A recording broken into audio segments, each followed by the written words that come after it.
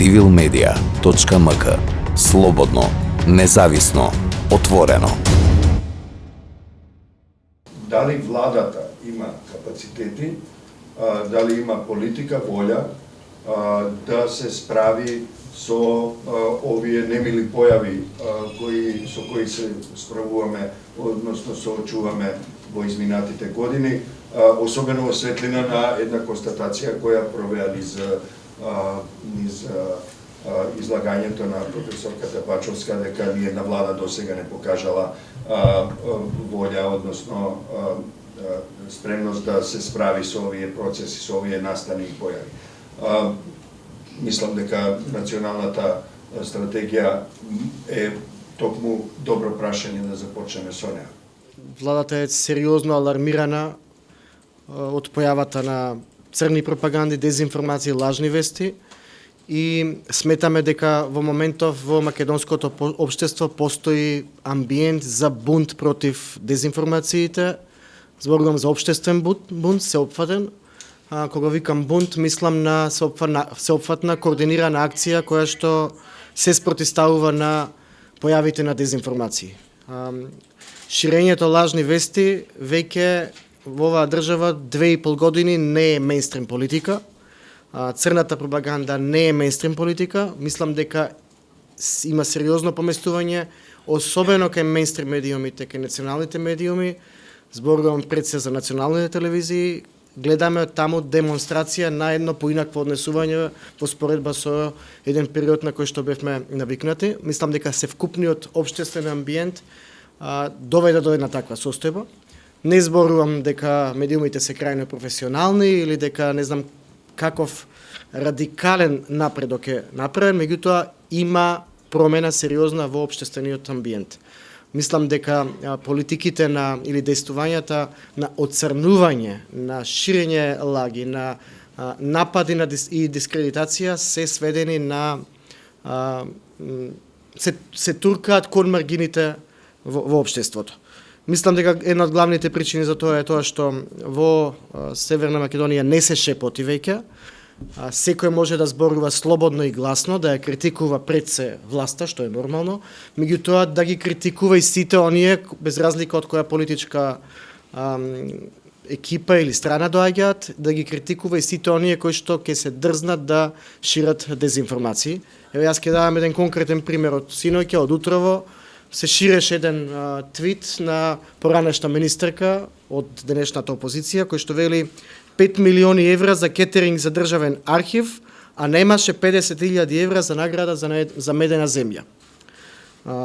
Замислете, поранешна министерка шири дезинформација или шири лажна вест и со тоа ја прави дезинформација, за која што веќе има потврда дека не е точно, дека државниот архив распишал тендер од 5 милиони евра за кетеринг.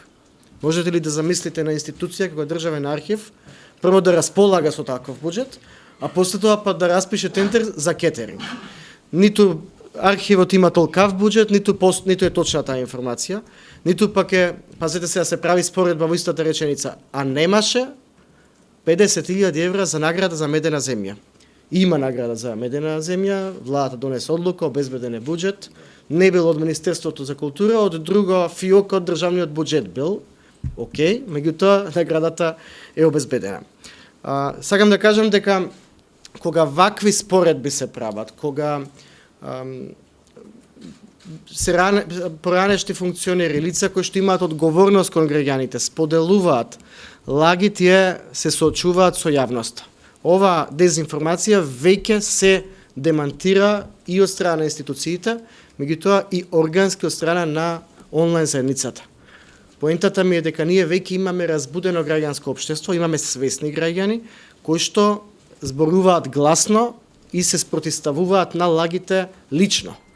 Нам не ни треба веќе уредник или медиум или портпарол за да одредена дезинформација се депласира или се демантира. Ние имаме веќе свесни граѓани кои што самите се гласноговорници и брзината на информацијата, дигиталното време ни овозможува критичката јавност да демонстрира отпор кон лажните вести.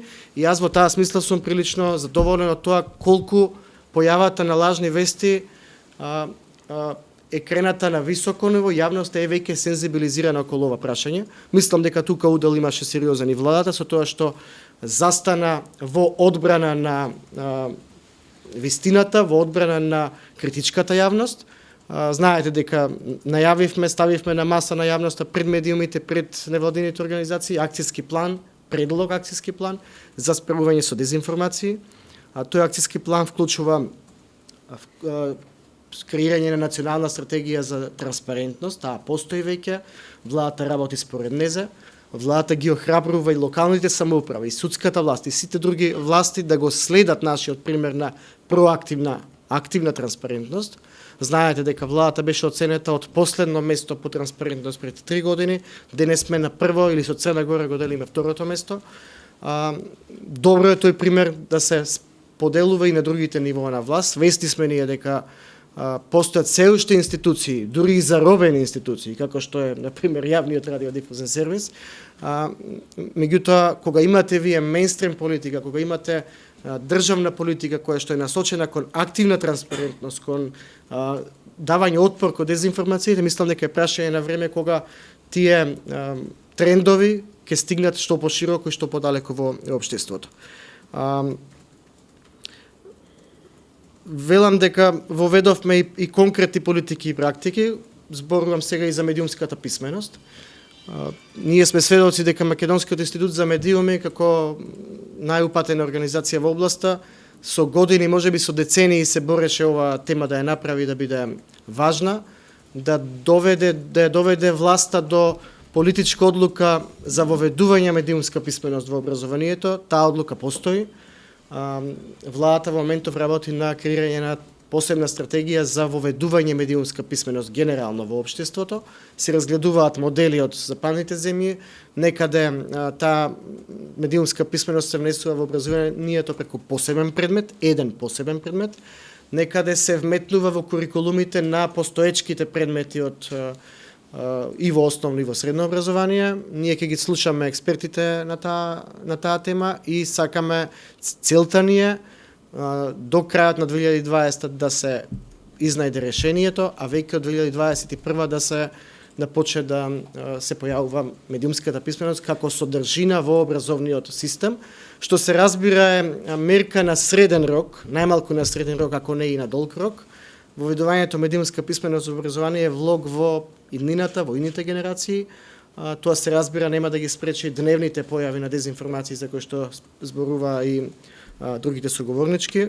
За тука, за дневните појави, останува на повторно на волјата политичка на власта, на капацитетите кои што власта ги има да се справува. Јас мислам дека им демонстриравме волја. По однос на капацитети бараме помош од сите заинтересирани стейкхолдери во општеството. Вратите се отворени, сакаме да соработуваме, сакаме да бидеме канети и повикувани на вашите маси, на масите на граѓанското општество и на масите на медиумите кои што се подготвени да се борат со дезинформациите, бидејќи сметаме дека дезинформациите се опасност за демократијата. Тие работат во принципот на поттикнување на емоции, будење на националистички чувства, предизвикување страф и паника, кој што води кон омраза, а некогаш и кон насилство. Ние имаме примери на лажни вести кои што поттикнале физичко дејство кај граѓани. Често пати ја спомнувам лажната вест поврзана со наводниот бугарски кран, кој што наводно влегол од Бугарија во Македонија, за наводно да го отстранува споменикот на Александар Македонски од Скопскиот плоштад. Ништо од ова не е точно, но точно е дека граѓани излегоа од дома, се собраа и отидоа кај Александар Македонски да го бранат од наводниот бугарски кран. За него однесел не знам каде.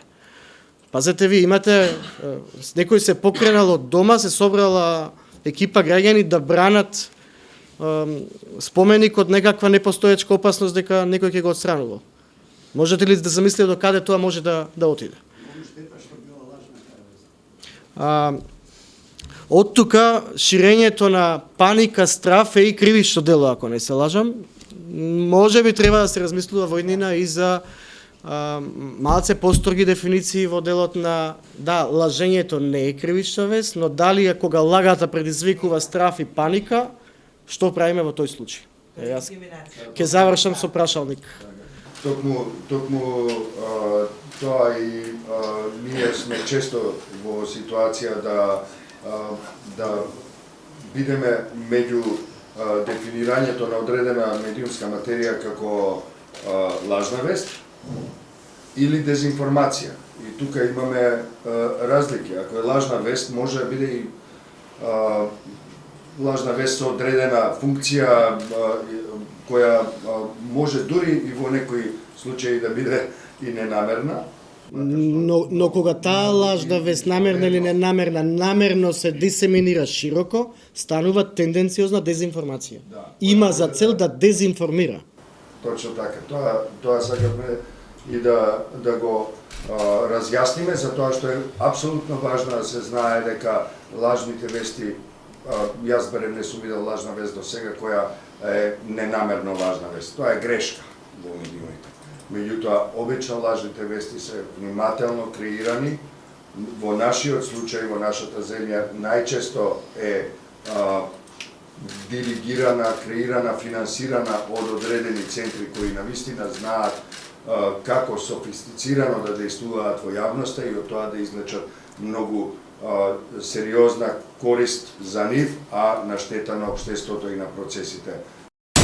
civilmedia.mk Слободно, независно, отворено.